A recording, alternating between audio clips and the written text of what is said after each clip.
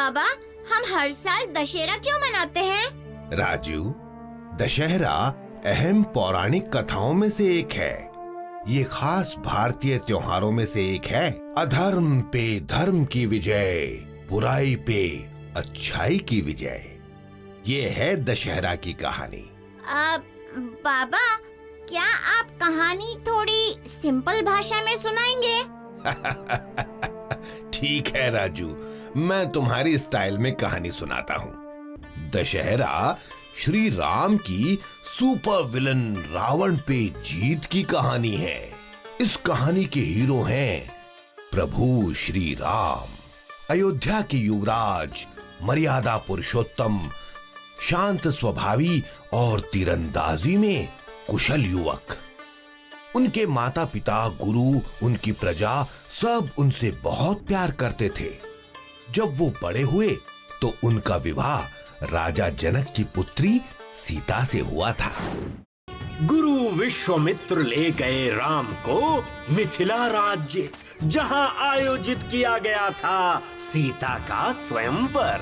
जो ये महान शिव धनुष उठा सकेगा और प्रत्यंचा चढ़ा पाएगा, उसी से विवाह करेगी राजकुमारी सीता।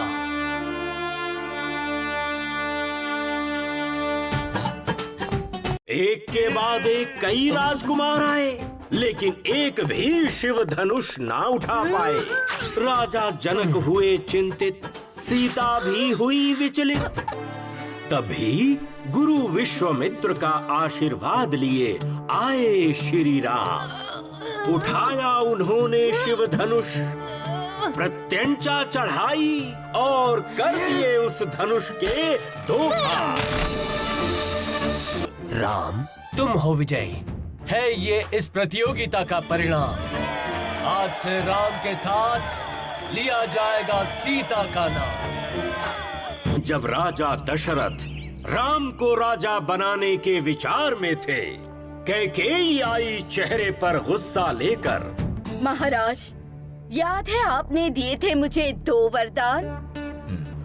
मेरा वचन, मेरा अभिमान। आज मैं चाहती हूँ वो 2 वरदान।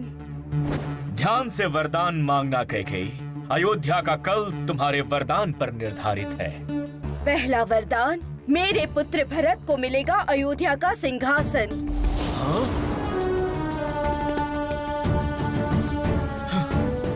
मेरा वचन, मेरा अभिमान। भरत को मिलेगा अयोध्या का राजा बनने का सम्मान।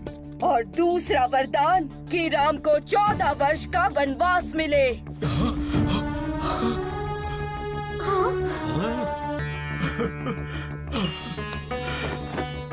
वचन देता हूँ कैकेयी, तुम्हारा दूसरा वरदान पूरा होगा।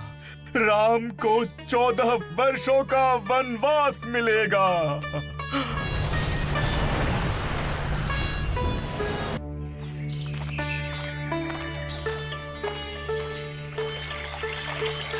जंगल में एक छोटी सी कुटिया बनाई राम और लक्ष्मण ने। सीता ने घर को सजाया और छोटी सी कुटिया को स्वर्ग बनाया। धीरे धीरे समय बीता, जंगल अयोध्या से भी अच्छा लगने लगा।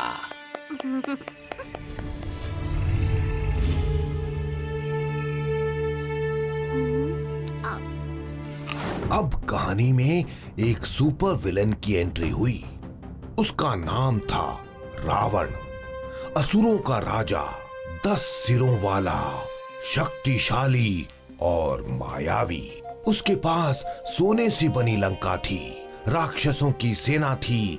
उसका भाई कुंभकर्ण विशाल काया वाला दानव था। रावण इतना शक्तिवान था कि इंद्र आदि देवता भी उससे डरते थे।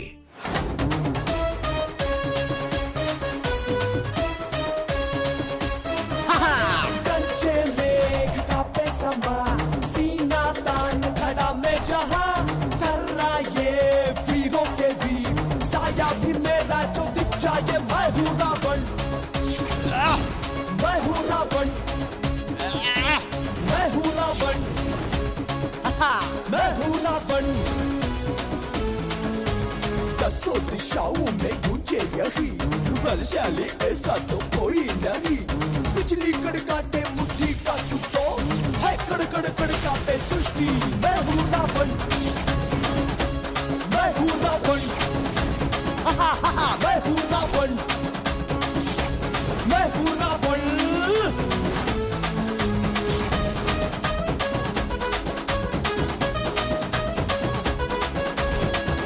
माया जाल लगने के चाल योद्धा नहीं मुझसा कमाल जानू सभी वेद और ताल ब्रह्मा भी हुआ बेहाल मैं हूँ रावण मैं हूँ रावण दस सिर इतने शक्तिशाली राक्षस से श्री राम कैसे मिले?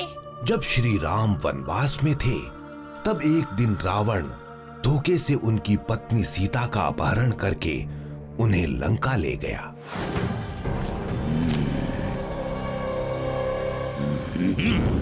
कुछ देर के बाद सीता को एक आवाज आई बाहर।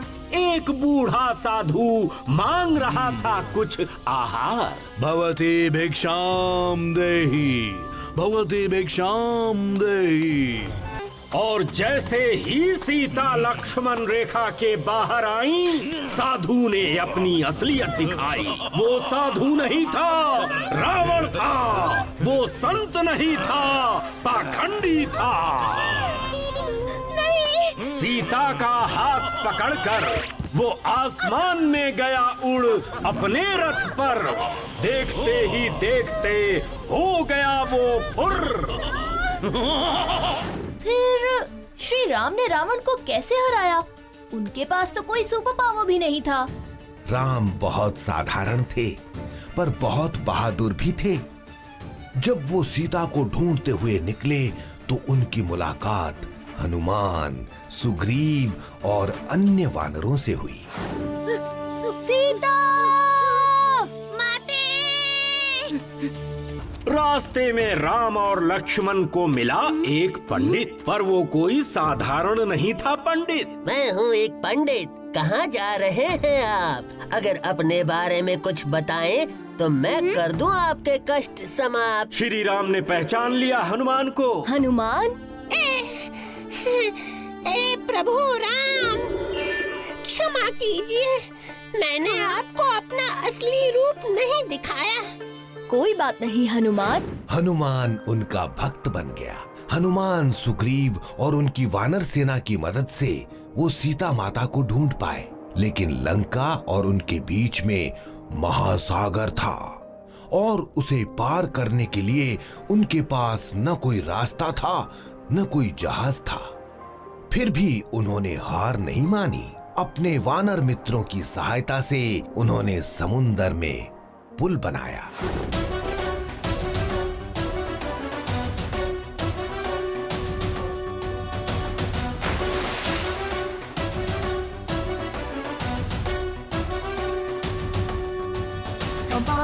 कमाल है ये ताल सुन, कमाल है कमाल कर मिला के हाथ बना के दूरियों इन दूरियों को पास ला ये पल में चल। जोश की ये नींद पे आमिल के कर से तू बंधन, सेतु बंधन, सेतु बंधन, सेतु बंधन।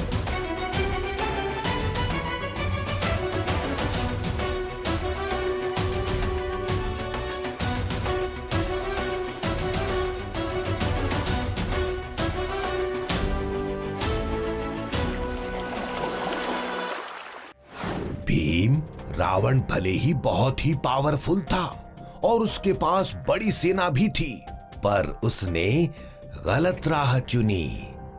जबकि श्री राम ने हमेशा धर्म और अच्छाई की राह चुनी। उन्होंने अपने सद्गुण, साहस, वीरता और अपनी बहादुर वानर सेना के संग मिलकर रावण को हराया।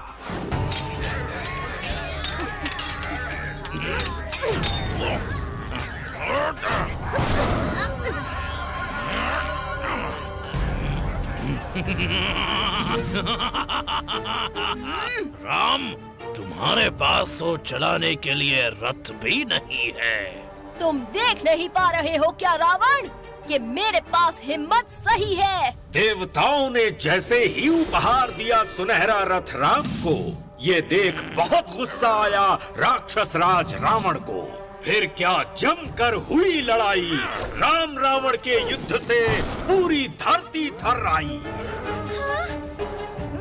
फिर इसके बाद रावण का रथ और उसके तीर राम ने तोड़ दिया, पर हमला कर दिया।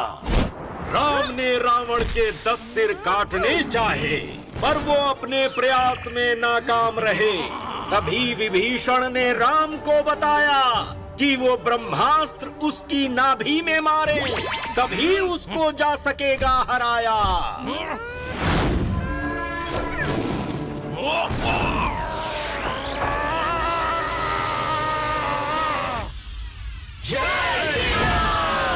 और न सिर्फ अपनी पत्नी सीता को रावण की कैद से वापस ले आए, बल्कि दुष्ट रावण और उसकी बुराई को खत्म भी किया।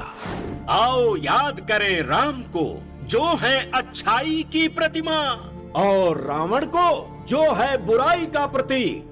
तीर उठा के और चला के बुराई पर लगाएं निशाना। ना बुराई रहे ना बुरे लोग, ये धरती हो खुशियों का ठिकाना। तो बोलो श्री रामचंद्र की, श्री रामचंद्र की। तो बच्चों, तुमने देखा बुराई कितनी भी ताकतवर क्यों ना हो, उसका अंत तय है। जीत हमेशा धर्म और नीति की ही होती है।